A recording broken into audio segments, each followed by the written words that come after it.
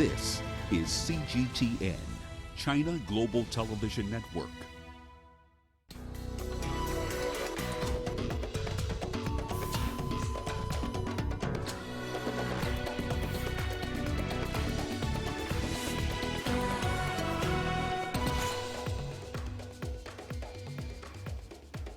The year 2019 is drawing to a close, and at this hour on Africa Live, we take you through the events that either shook or shaped the African continent this year.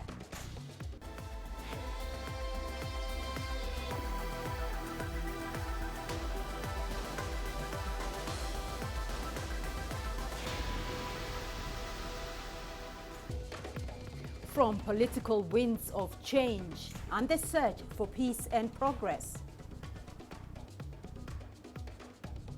through phenomena that created scars and left many nations in tears and agony,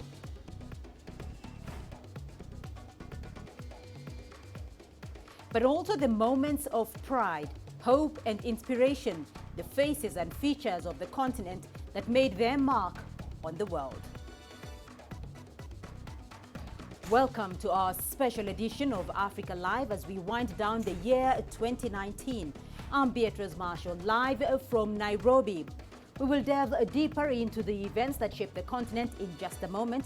But first, here's Mahia Mutwa with the day's news headlines. Mahia. Thank you, Beatrice. Indeed, an eventful year it has been. We'll be bringing you that retrospective shortly. But first, your top stories this hour. Chinese President Xi Jinping has met with his South Korean counterpart Moon Jae-in in Beijing just ahead of a trilateral meeting between the two countries and Japan. President Xi said he would play a leading role together with Moon to bring bilateral relations to a new and higher level. The two leaders also discussed the denuclearization of the Korean peninsula. Moon said the stalled talks with Washington are not beneficial for Pyongyang, and he hopes China can work with his government to restart the negotiations. Moon will attend the trilateral meeting, which kicks off Tuesday in China's Chengdu, along with Chinese Premier Li Keqiang and Japanese Prime Minister Shinzo Abe. Moving to Gabon now, 4 Chinese sailors have been abducted from the city's harbor in the capital Libreville. A Gabonese captain was also killed during the attack, said to have been carried out by pirates. Official reports say 4 ships were targeted. 2 of them were fishing vessels in which the 4 Chinese were employed. The third was a ship owned by maritime transport company Satram, and a 4th a cargo vessel. And discussions between Egypt, Ethiopia and Sudan on filling and operating the Grand Ethiopian Renaissance Dam are said to be making headway. This was announced after the 3 countries submitted their proposals. After inconclusive talks on the $4 billion project, the United States stepped in as an external mediator. The 3 sides have been meeting in Khartoum. After 2 sit-downs, a final agreement is expected in January next year to resolve the dispute. Those are your top stories. Right now, I'll hand you back over to you, Beatrice. Mahia, thank you indeed.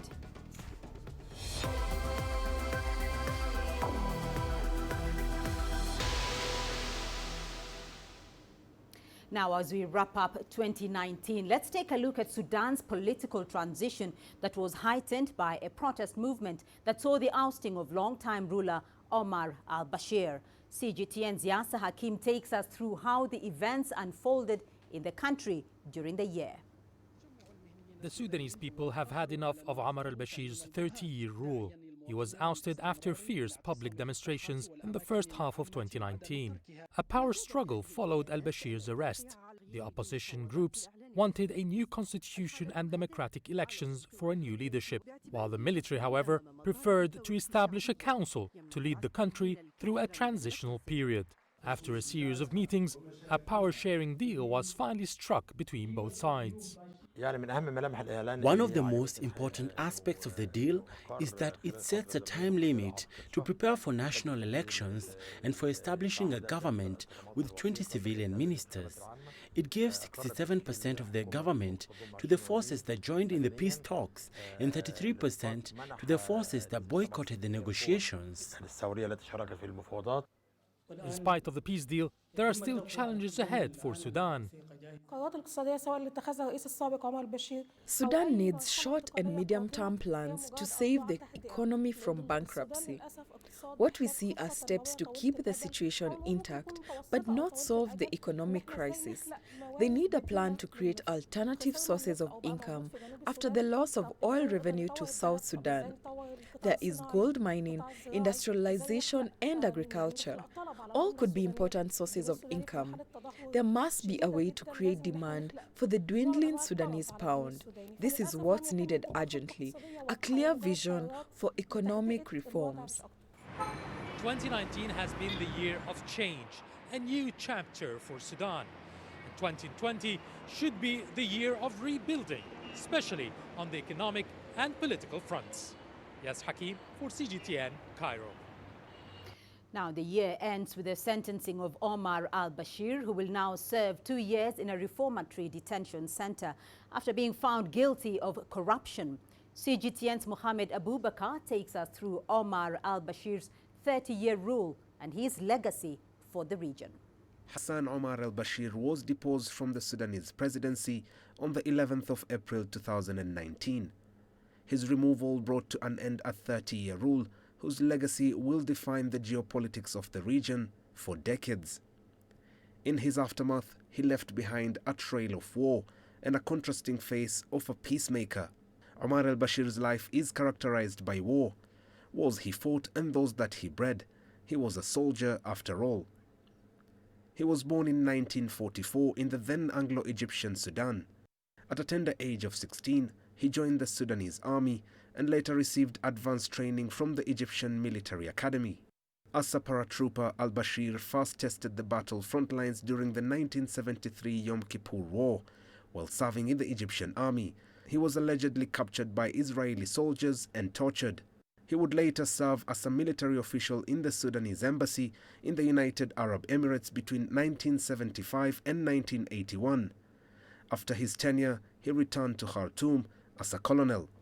In 1989, he led a bloodless military coup against the then democratically elected government of Prime Minister Sadiq al-Mahdi. His coup was backed by the radical National Islamic Front under the leadership of conservative and controversial Islamic scholar by the name Hassan al-Turabi. This union was seen as a foundation of militancy in the region. The two leaders granted one Osama bin Laden a base for his al-Qaeda network. Al-Qaeda's arrival was announced through the twin terror attacks on American embassies in Kenya and Tanzania. Al-Bashir had also taken over a secessionist conflict in the south that was being pushed by the Sudan People's Liberation Movement. The movement was being supported by regional powers, including Libya, Uganda, and Sudan. In retaliation, Sudan, under al-Bashir, supported armed groups that would later be designated as terrorist networks. The conflict ended after Sudan signed a deal that saw South Sudan secede and be an independent state on July 9, 2011. Al-Bashir's regime was also involved in regional conflicts by supporting various parties and groups. But perhaps the conflict that would define the latter days of al-Bashir is the one that broke out in Darfur and South Kordofan states in 2003. Two rebel groups, that is Sudan Liberation Movement and the Justice and Equality Movement, were pushing for an end to alleged oppression of non-Arab citizens. To counter this, Omar's regime is alleged to have armed and financed an Arab militia called Janjaweed. The militia committed atrocities that would later be described by human rights organizations as genocide and ethnic cleansing. In March 2009, the International Criminal Court issued a warrant of arrest against al-Bashir over the atrocities. Despite his history of war and conflict, Omar al-Bashir did contribute to landmark peace efforts. He played a big role in mediating a peace deal between South Sudan's President Salva Kiir and opposition leader Riek Machar. He would also contribute to the signing of a peace accord between the government and rebel groups in the Central African Republic. In December 2018, protests broke out over rising of cost of living. The situation would later turn into a political power movement, with citizens calling for a change from military to civilian government. The 8 months of political turmoil culminated to a coup that was supported by the military. President Omar al-Bashir was later placed under house arrest before being moved to prison. For 30 years, Omar Hassan Ahmed al-Bashir called the shots in Sudan, but the grounds have now literally shifted from the palatial presidential palace right into the cage in a courtroom. Mohammed Abubakar, CGTN. Now, Ethiopia also witnessed radical and landmark reforms that placed it on the global map. Prime Minister Abiy Ahmed Ali was feted with one of the world's most prestigious medals, the Nobel Peace Prize. But the country is currently going through a phase that has seen bloody clashes and other threatening events. Here's CGTN's Penina Karibe with Abiy's Year of the Nobel. Ethiopia and Eritrea were at war. Two nations with a shared culture and identity, divided despite their similarity and keen on decimating each other.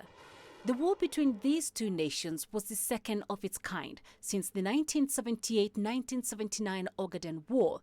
That was between Somalia and Ethiopia. The cause of conflict was a border area where a town called Badme stands. This is where senior politicians, including then-President and later Prime Minister Meles Zenawi, were born. For Prime Minister Abiy Ahmed Ali, the memories are still fresh. I was a young soldier when war broke out between Ethiopia and Eritrea. I witnessed firsthand the ugliness of war in frontline battles. There are those who have never seen war but glorify and romanticize it. A comprehensive agreement signed between the two nations in Algiers in July 2000. The treaty ceded Badme to Eritrea. Ethiopia did not retreat, creating a stalemate. It was just Batalal. These two countries never engaged in active confrontation, but were at a state of war for 2 decades. Actually, they did engage in proxy wars by supporting armed groups against each other. But the arrival of Prime Minister Abiy Ahmed in Asmara in July 2018 was a moment of triumph and hope for residents of the two nations. Abiy Ahmed had delivered a first. He promised to implement the 2000 peace deal in full, thus ending a state of war between the two nations.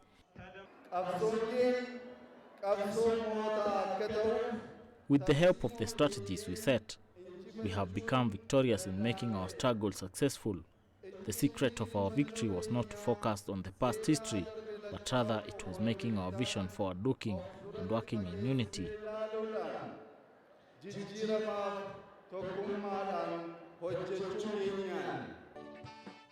This reverberated across the region and the world, landing on the world's biggest platform of peace, the Nobel Peace Prize Committee. The Norwegian Nobel Committee has decided to award the Nobel Peace Prize for 2019 to Ethiopian Prime Minister Abiy Ahmed Ali for his efforts to achieve peace and international cooperation, and in particular for his decisive initiative to resolve the border conflict with neighboring Eritrea. By the time this announcement was being made, Ethiopia under Abiy Ahmed was already unfolding. Immediate reforms after he took over had seen more women assume big positions in government, including the presidency. Political prisoners had been released, and those exiled urged to return home, and many did. A ban on some political movements had also been lifted. All these were achieved in months. Abiy Ahmed was also there as the situation in Sudan threatened to spill out of control. He helped negotiate a deal that saw the Transitional Military Council, which had just deposed Omar al-Bashir, reach an agreement with opposition groups, while reforms in Sudan are also progressing well. He was also at the center of another peace deal between warring factions in the neighboring South Sudan. But the arrival of the Nobel Peace Prize was the crowning moment for a region on edge. Abiy Ahmed was born to an Orthodox Christian mother and Muslim father. He is from the Oromo tribe and a career soldier. He rose through the military ranks to head the country's intelligence. He would later become Prime Minister in April 2018 amid protests from his Oromo community and the Amhara over what they termed as years of marginalization. But the Nobel Peace Prize is like a beautiful rose flower for the Horn of Africa nation. Below its attractive petals lies thorns that have been pricking the soul of Ethiopia. There have been 2 attempts on Abiy Ahmed's life. The Amhara state also witnessed a coup attempt. The newly found freedom was also playing out in an ugly way as his Oromo community clashed with other tribes in bloody confrontations. Some, like the Sidama people, seized the moment to push for their own state. This culminated in a referendum in which the Sidama unanimously voted for more autonomy. As the year 2020 beckons, an election is expected in Ethiopia. The polls will shape the country's future and its regional and continental position, but only if it is positively different from the past polls. Ethiopia has a rich past anchored in history of war and peace, and now a Nobel Peace Prize that evokes mixed reactions. Penina Karibe, CGTN. A severe drought from 2018 and deadly cyclones in March were ominous signs for Zimbabwe. Those natural phenomena, in addition to soaring inflation, shortage of cash, fuel and electricity, combined to make 2019 a difficult year for Zimbabwe. The Southern African country has been trying to rebound from decades of decline under former leader Robert Mugabe, who died in September this year. Jubilation at the fall of Robert Mugabe. Many thought this would mark a fresh start. Those expectations have not been fulfilled and they will not be met in the short term, primarily because Robert Mugabe was not just an individual, but he was an institution and represented a whole system which is not so easy to dismantle, even by his own previous lieutenants. The new administration has been dogged by all too familiar, if not worse, problems. In the First Republic, we never had 18-hour power cuts. Now they've become a permanent feature. Fuel queues, yes, they were erratic on and off. Now, again, they are a permanent feature. We look at cash shortages. Again, it's now a permanent feature.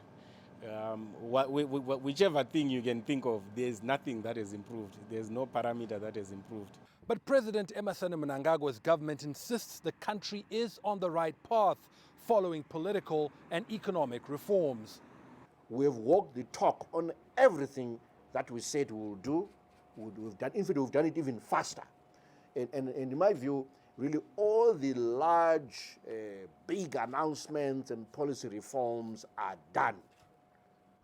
2 years after his resignation, Mugabe's fallout with the current administration was in the spotlight again, this time over where he would be buried following his death in September. The former leader snubbed the hero's shrine for his rural home. As long as Mugabe is here, future people, future politicians, future historians will always ask, why is Mugabe not at the national shrine? The answer would be that he is not at the national shrine because he was removed by a military operation, and his wish was that a military must never remove a democratically elected person. That will ensure Mugabe remains topical in the Zimbabwean story, just as much as he's the yardstick against which current and future leaders will be measured. Farai Mwakutuya, CGTN, Harare, Zimbabwe. And we'll stay in the Southern African region for the moment because Mozambique is one of the African countries that have had historic presidential elections this year. And joining us from Johannesburg is Gideon Chitanga, a regional political economist at PESA, a political think tank in South Africa. He's joining us to discuss this development a little bit further. Gideon, thank you for joining us on Africa Live. Now, after decades of the political opponents Frelimo and Renamo conflict, an election was held, signaling hope for Mozambique. Do you see a better future for the country? Can you come again? If I may repeat that question, because after decades of political opponents for both Frelimo and Renamo, the conflict, an election was held in Mozambique. Do you see a better future for the country?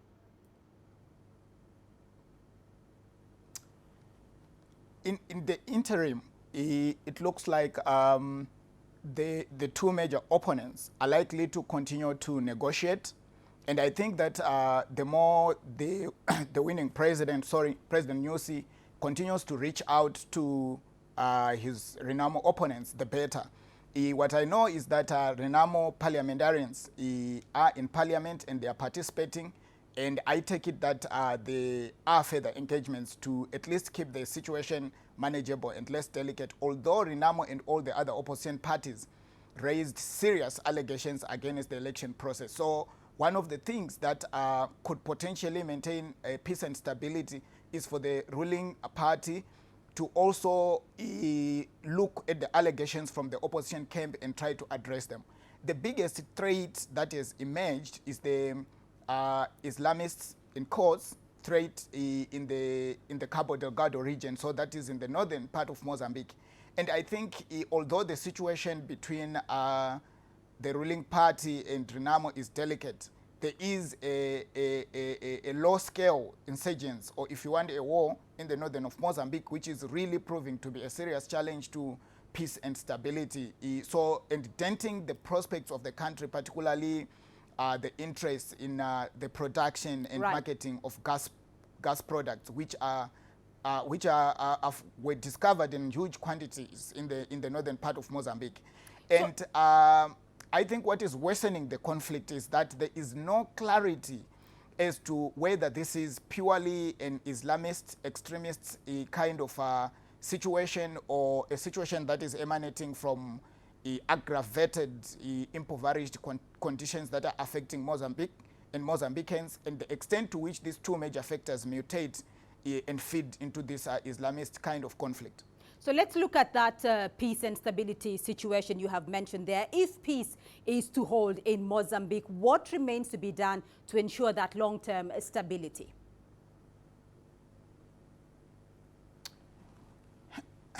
Look, what the government is trying to do is to use military security efforts to try and contain the situation.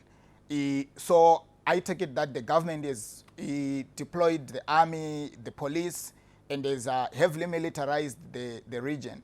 There were reports also of Russian mercenaries or private security, if you like, which are also advising or implicated, involved in the military conflict. But what we know is at the present moment, and as of this past week, there were reported attacks in this region. So the government's efforts are not bearing fruits. If the government is targeting the militants directly and using military approaches, then I think the military approaches will have to be intensified. They will have to be made to be more effective. I think that there is need for highly qualified personnel and sophisticated intervention to deal with this situation from a military end. But there is need for a medium to long-term approach that addresses the socio-economic conditions of Mozambicans, particularly from the northern region. It's one of the poorest, and people from this region, and by the way, that's the region where the president comes from, they feel that they've been historically marginalized and historically left behind. Now, all of a sudden, they are facing a boom. So I think the gas-based economy should directly benefit and empower people from this region and Mozambique at large. Gideon Jitanga joining us there from Johannesburg with that update on Mozambique. Thank you.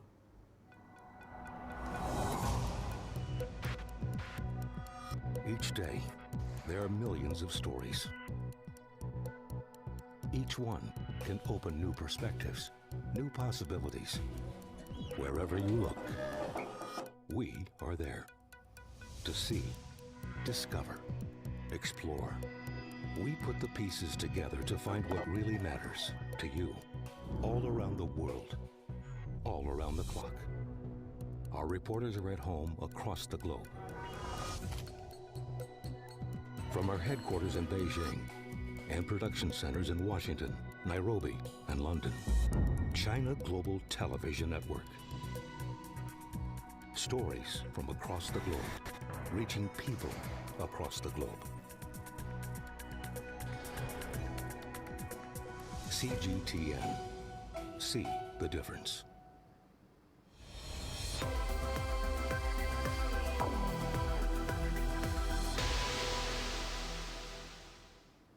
Welcome back to this special edition of Africa Live, where we're looking at the events that shaped the continent in 2019. Now, the fallout from the fatal Ethiopian Airlines crash in March has been making the headlines throughout the year.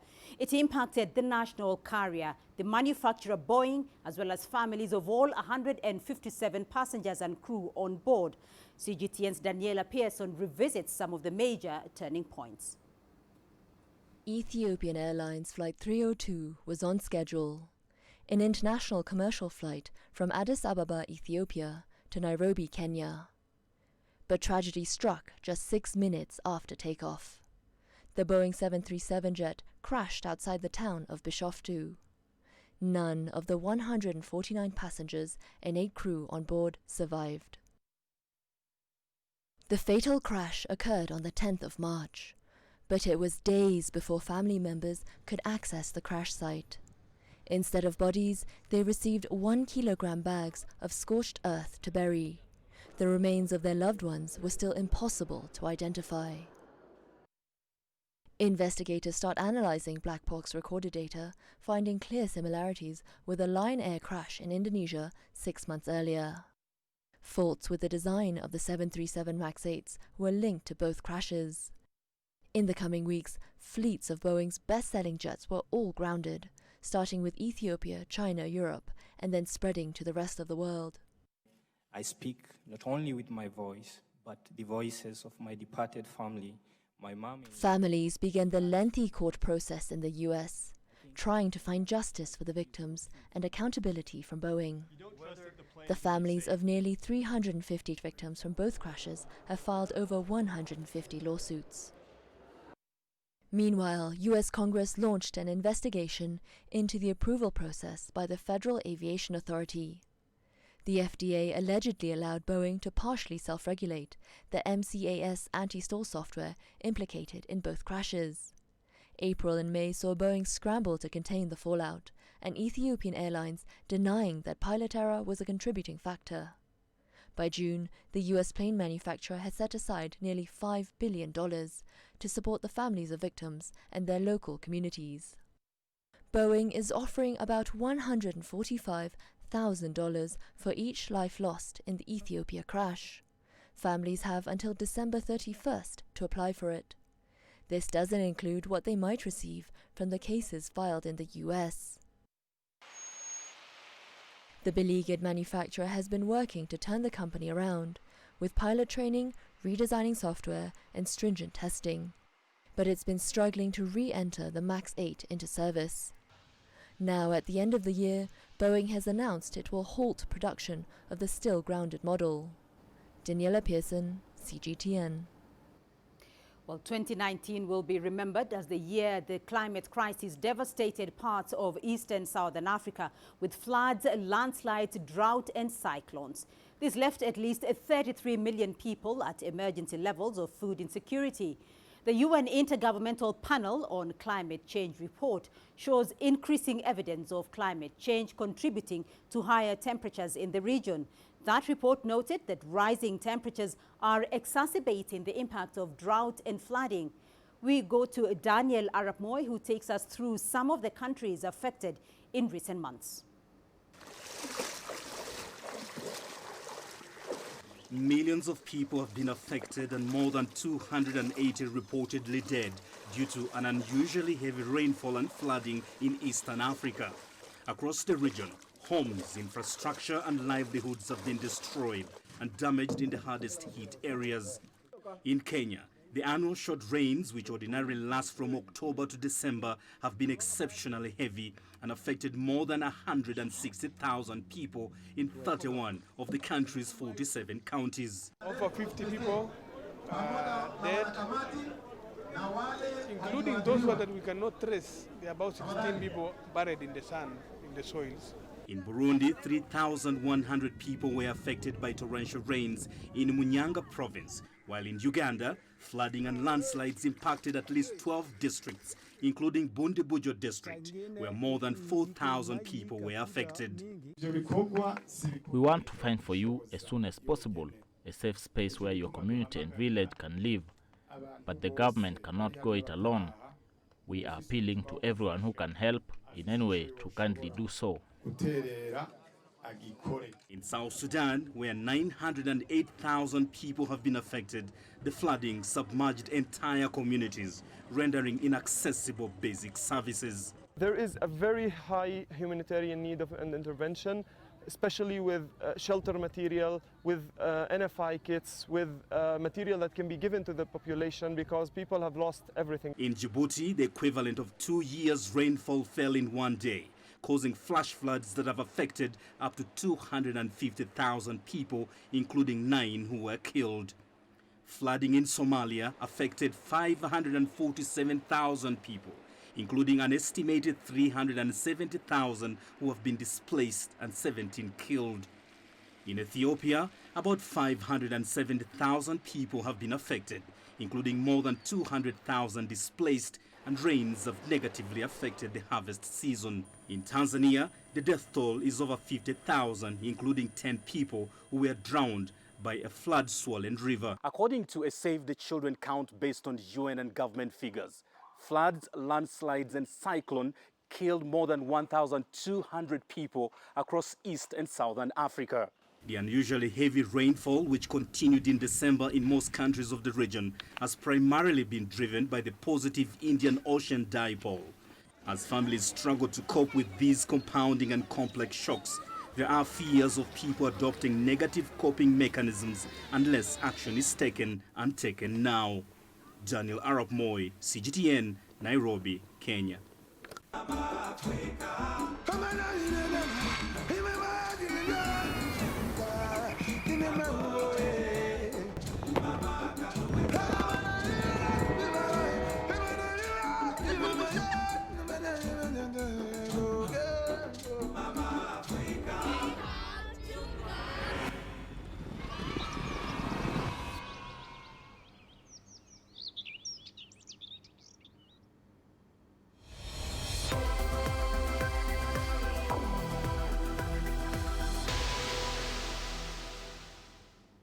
And we continue looking back at events that shaped the continent in 2019. Now, Boko Haram's 10-year reign of terror in Nigeria has had a devastating impact on the lives of millions of people. 4.4 million people have been displaced, while an estimated 10.5 million more are in need of emergency food aid. That's according to the United Nations, which blames the insurgency for crippling the Sahel region. Our correspondent Phil Ihaza takes stock of what progress has been made in Nigeria this year in the war on terror. UN peacekeepers and humanitarian workers in northeast Nigeria in the business of saving lives. But at the beginning of January 2019, 10 of them and 25 other civilians were killed by insurgents at a United Nations camp in northern Mali. Mali, Nigeria, Chad, Burkina Faso are countries in the Sahel region faced with a common insecurity challenge. You have an insurgency that is primarily caused by religious extremism and has festered around countries with poor state control.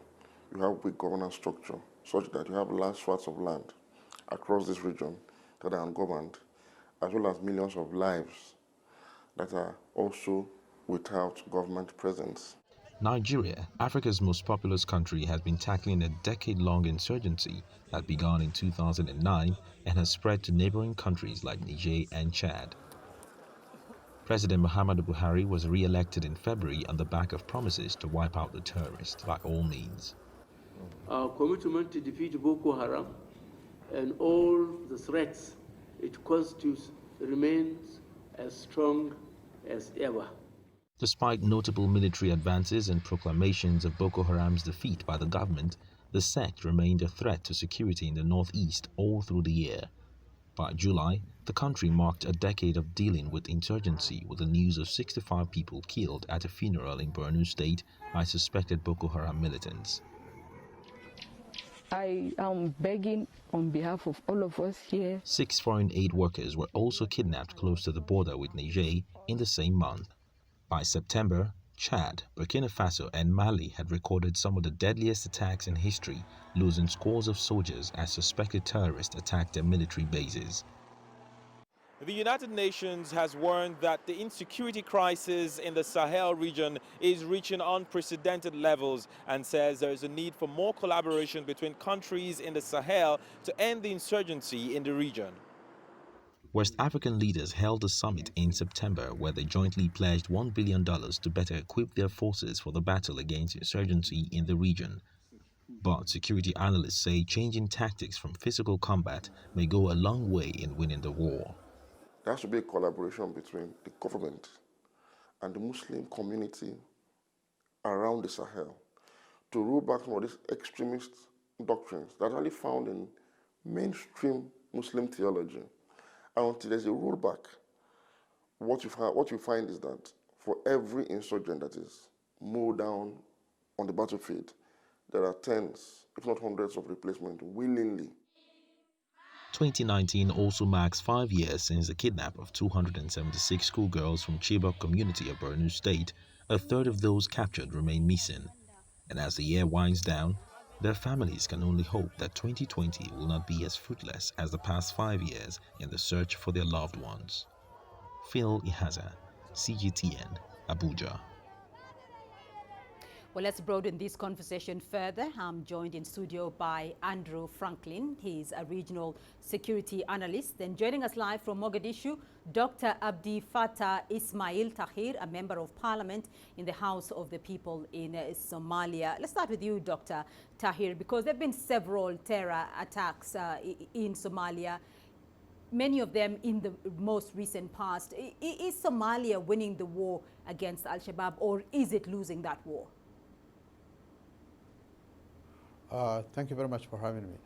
To be precise, I don't think whether as a country we are making a progress towards the fight against al-Shabaab and other terrorist groups, primarily because of the fact that our government is more putting more focus on fighting, political infighting with regional states, and that neglects the fight against al-Shabaab.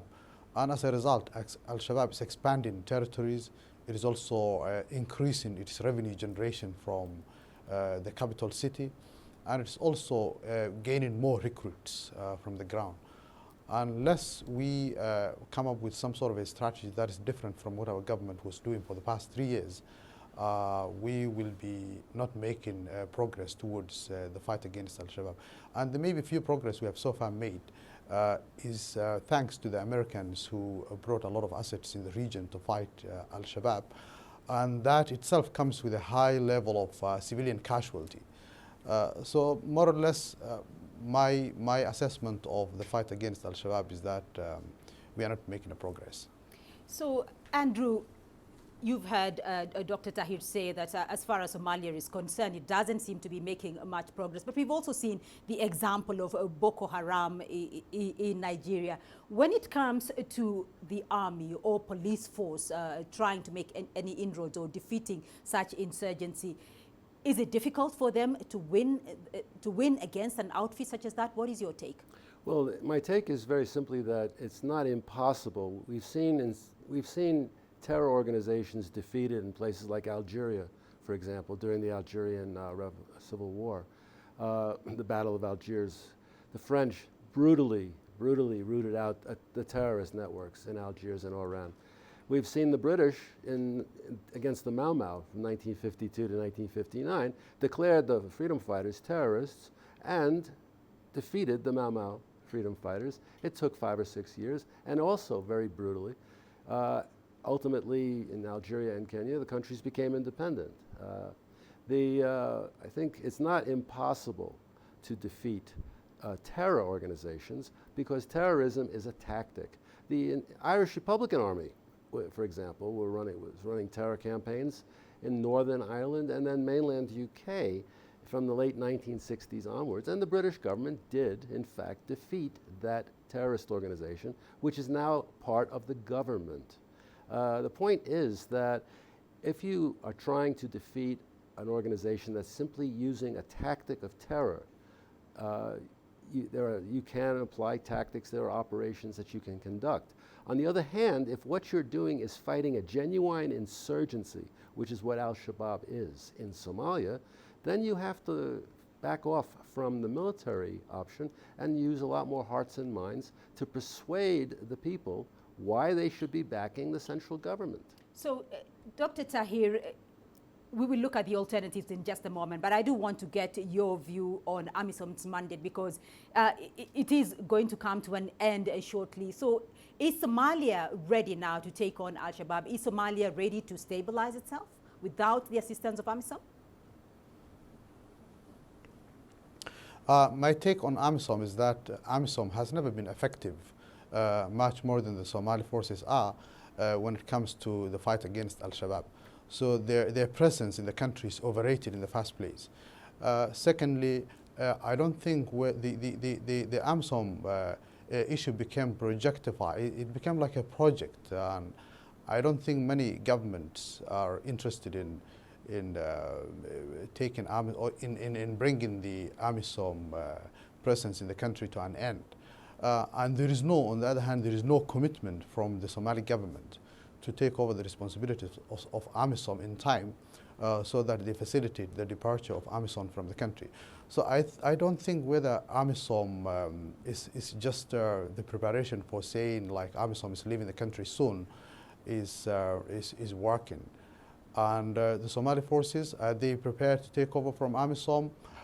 Not yet, but there is a possibility of doing that if the government comes up with a clear strategy and policy towards integrating the different fragments of the forces in the country, including bringing on board the regional states who are much more effective when it comes to fighting al-Shabaab, as their forces are more kind of loyal to the political systems that controls them there. So I believe there is a chance of the Somali forces taking over, but not now.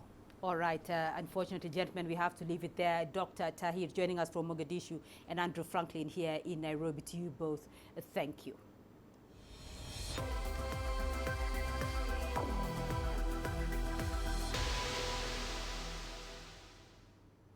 A 36-year-old maths and science teacher from Kenya became the first African to win the prestigious Global Teacher Award.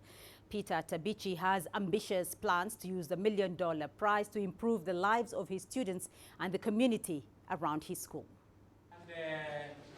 Peter teaches at a school in Kenya's Rift Valley region. Many here are peasant farmers struggling to make a living. Education provides a beacon of hope. So like his father before him, Peter decided to become a teacher. Really, teachers struggle a lot to ensure that good things happen. My father was a teacher, and it's like he used to inspire so many people. And not only other people, he also inspired me. And through his great work, I felt that like teaching profession is really something nice that I also need to really do in the future. Peter is also a Catholic priest. His main goal is to improve the lives of those around him inside and outside the classroom. Each month, about 80% of his salary goes towards community projects. He runs a peace club at the school and coaches his students in sciences. He also teaches the community about sustainable farming methods. On this day, Peter Tabichi's life changed forever. At a ceremony held in Dubai, the 36-year-old Kenyan science and maths teacher won the Global Teacher Prize 2019 and was crowned the best teacher in the world. It was a proud moment, one that he hopes will trickle down to transform the lives of his students. And with a Global Teacher Prize of $1 million, he is about to scale up his projects. First at his school, I cannot solve all the problems facing the continent, facing the world. I'm just going to do a few things here and there that other countries, other people will look onto. So food insecurity, I'll try to initiate a project like kitchen gardening, growing of drought-tolerant crops, so that it will be one way of addressing that food insecurity. And then at his community. We don't have enough classrooms. We don't have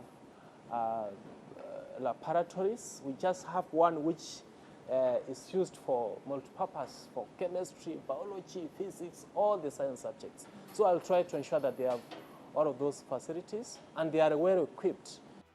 Every year for the next 10 years, Peter will receive $100,000 in prize money. Thank you, Your Highness. He believes the prize And belongs to Sunny the for your community, continued and support through of the his teaching projects, profession. the best teacher in the world this year hopes to share his success with them. Wilkis Anyawa, CGTN, Nairobi.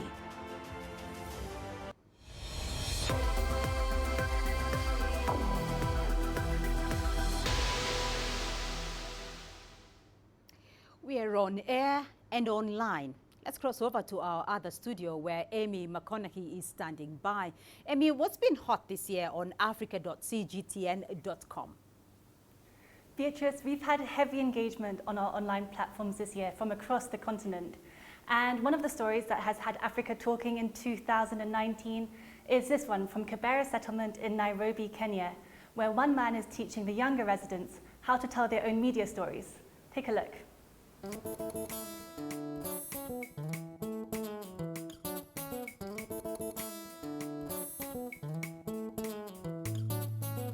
Just as I'm reporting for Shan Kibera TV, Nairobi. My name is Sylvia Diambo. I'm 13 years old.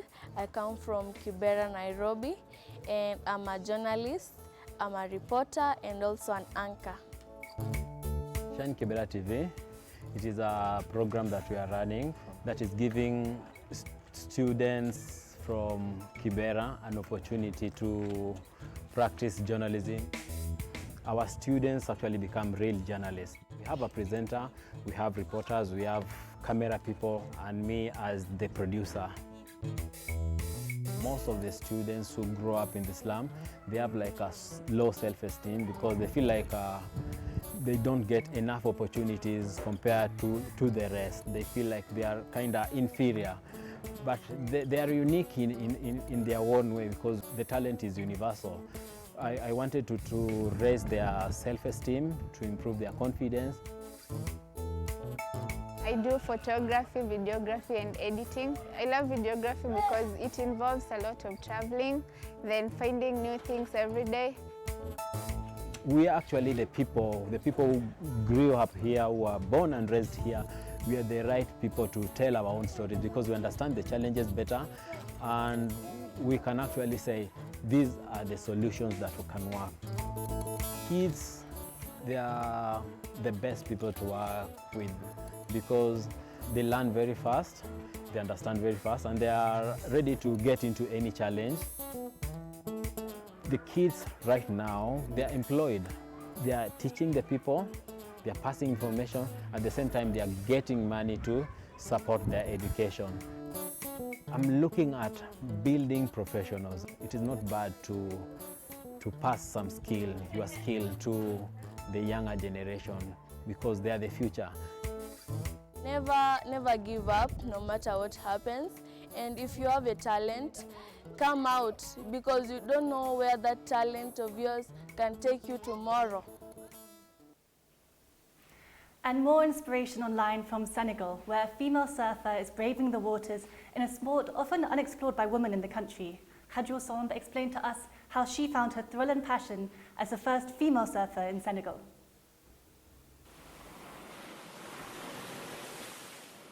Salut tout le monde, je m'appelle Khadjo Somb, j'ai 23 ans, je suis sénégalaise. J'ai commencé à surfer quand j'ai 13 ans.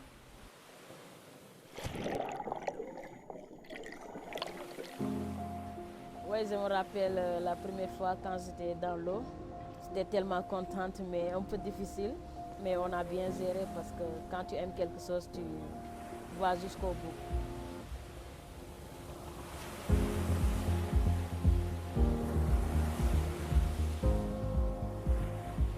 Quand je surfe, je me sens tellement heureuse, tellement contente dans l'eau, parce que c'est comme si que je suis un mermaid, c'est comme si je suis un dauphin dans l'eau qui part, qui fait ce qu'il veut dans l'eau. Je me sens tellement libre parce que tu oublies parfois tous les problèmes qui sont dans ta tête. C'est comme si que la mer t'appartient.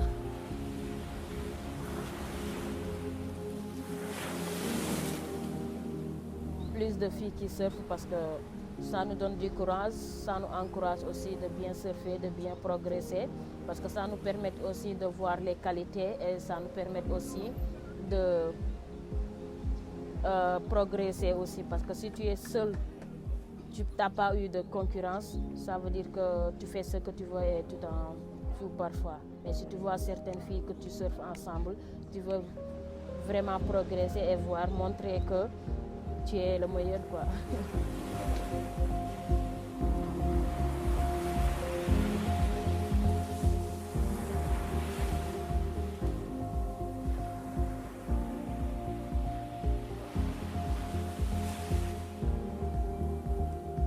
On voit que l'Afrique et le Sénégal, il y a des filles qui surfent.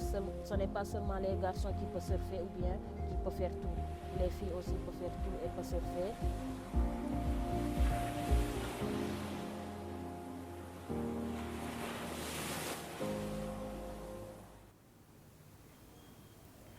So much more to tell, but you can find out more on our website, africa.cgtn.com.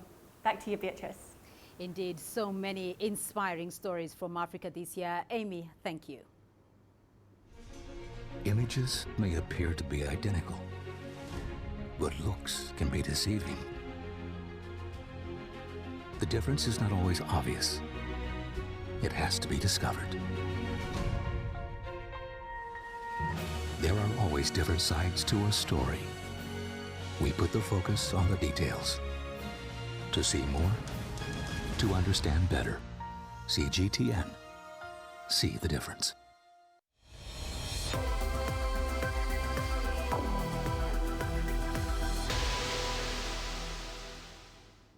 The year has also seen much progress for African nations with regard to investments from China and trade with Chinese entities. Between 2005 and 2018, China has invested about $380 billion on Africa's infrastructure, road, rail, ports, airports, and the energy sector. The projects have made connectivity easier, injected energy into economies, and benefited millions of people across the continent. CGTN's Robert Nagila now takes a look at major projects on the continent in 2019 involving China and its engagement in other areas. We begin in Algeria, where 1,200 kilometers of the 3,200-kilometer Trans-Maghreb Highway is being built by a Chinese consortium, CITIC CRCC. It will connect 55 major North African towns and cities. In West Africa, construction of the Mambila power plant in Nigeria by Chinese consortium the Gazubu Group began in 2017. When complete in 2030, it will produce 3,050 megawatts. On to East Africa, and Kenya's standard gauge railway now covers over 600 kilometers after the second phase to Naivasha was complete this year. It was built by China Road and Bridge Company. In Southern Africa, the China Harbour Engineering Company has completed construction of a 40-hectare reclaimed container terminal in Windhoek, Namibia, with a storage capacity of 750,000 containers per annum. Over to Angola and the 4.5 billion Kakulo Kabaka project, expected to produce 2,172 megawatts when it's complete in 2024. On peace and security, more than 2,000 Chinese peacekeepers are involved in 5 UN missions in Africa, including in Mali, Southern Sudan, and Darfur. China is also the second largest contributor to the UN's peacekeeping budget, accounting for 15% of the $7 billion budget in 2019. Off the Somali coast and the Gulf of Aden, China's Navy has conducted over 1,200 missions over the last decade, escorting, get this, over 6,700 ships. Back to you. Well, it has been a year of stunning successes for African sportsmen and women as well. And Mahia, you and your team were here to cover it all. Yes, indeed, we were. Well, that recap of the year in sport coming up next.